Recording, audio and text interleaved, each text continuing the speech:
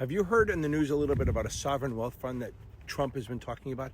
Well, a lot of people don't know what it is and they have no idea. And it's actually quite a bold idea. So what is a sovereign wealth fund? Think of it like a giant piggy bank owned by a country, not by a private company.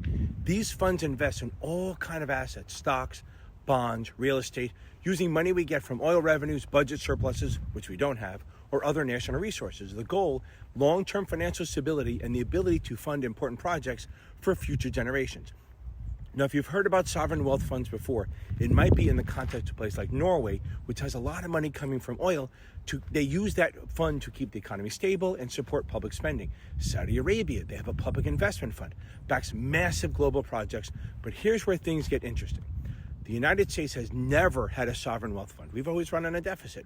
So Donald Trump, the president, introduced the idea of starting one. His proposal included using tariff revenues and monetizing certain federal assets to create a U.S.-owned investment vehicle.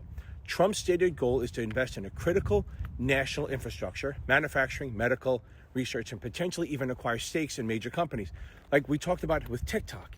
He wanted to use a sovereign wealth fund, could have a role in owning a share of TikTok to keep it in the U.S.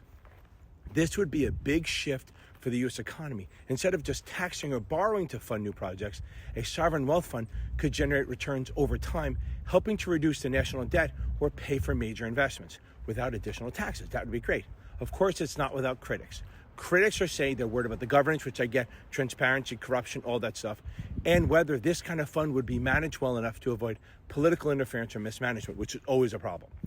So is a sovereign wealth fund a good idea for the U.S.? That's still up for debate. But as we watch other countries use their funds to boost their economies, it's no surprise that some leaders are starting to say, wait, Made in America sovereign wealth fund might look pretty cool.